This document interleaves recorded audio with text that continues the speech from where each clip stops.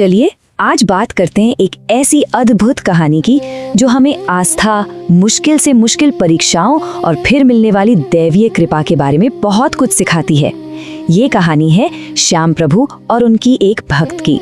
तो सवाल यही उठता है कि क्या अटूट आस्था सच में हर परीक्षा पर विजय पा सकती है? ये सवाल इस पूरी कहानी के दिल में है। चलिए इसका जवाब ढूंढते हैं। तो हमारी कहानी की जो मुख्य किरदार है वो है एक गुजरी, जो श्याम प्रभु की बहुत बड़ी भक्त थी। उनकी जिंदगी भक्ति में डूबी हुई एकदम सीधी साधी थी, लेकिन जल्द ही उनकी जिंदगी में बहुत बड़ी चुनौतियां आने वाली थीं। तो होता यूं है कि गुजरी और उनके पति दोनों ही श्याम प्रभु को बहुत मानते थे।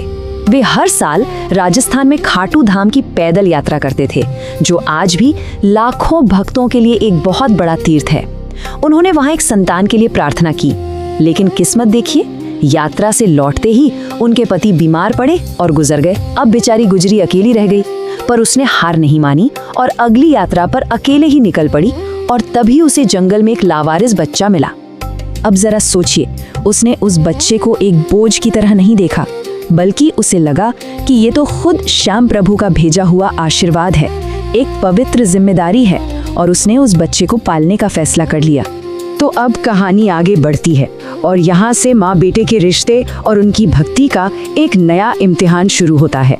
देखते ही देखते कई साल बीत गए। अब गुजरी इतनी बूढ़ी और कमजोर हो चुकी थी कि उसके लिए खाटू धाम तक की वो लंबी पैदल यात्रा करना नामुमकिन हो गया था। ये यात्रा उसकी जिंदगी का सबसे अहम हिस्सा थी और अब ये न कर पाने के ख्याल ने ही उसका दिल तोड़ दिया था।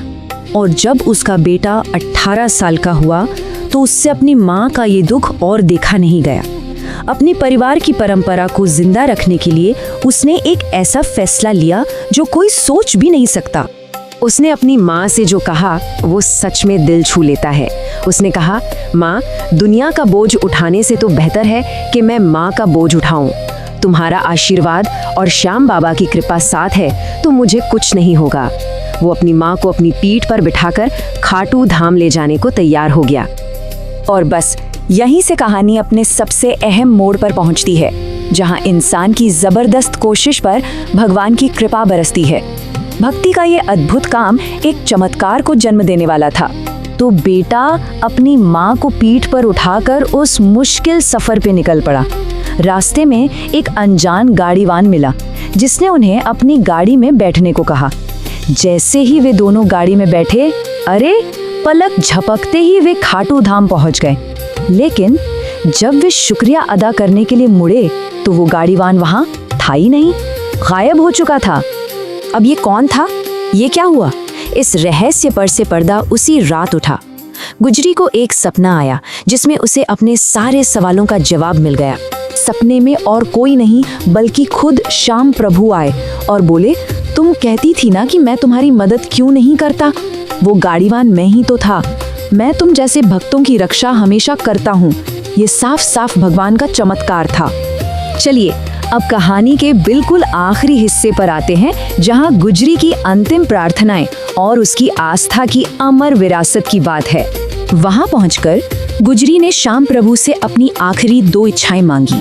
पहली, मुझे हमेशा के लिए अपने चरणों में जगह दे दीजिए। और ऐसा कहते ही उनकी मृत्यु हो गई और मंदिर के पास ही उनकी समाधि बना दी गई। उनकी दूसरी प्रार्थना थी, मेरे बेटे को हमेशा अपनी सेवा में रखना। और जानते हैं क्या हुआ?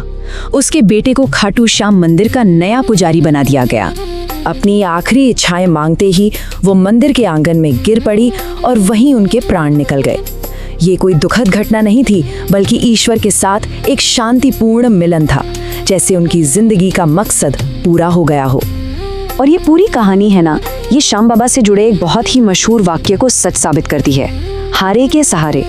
इसका मतलब है हारे हुए का सहारा, वो जो तब मदद करता है जब सारी उम्मीदें टूट चुकी हों। इस गुजरी की कहानी से बड़ा सबूत और क्या हो सकता है? तो आखिर में ये सवाल हमारे लिए रह जाता है कि इस कहानी में सबसे बड़ा चमत्कार क्या था?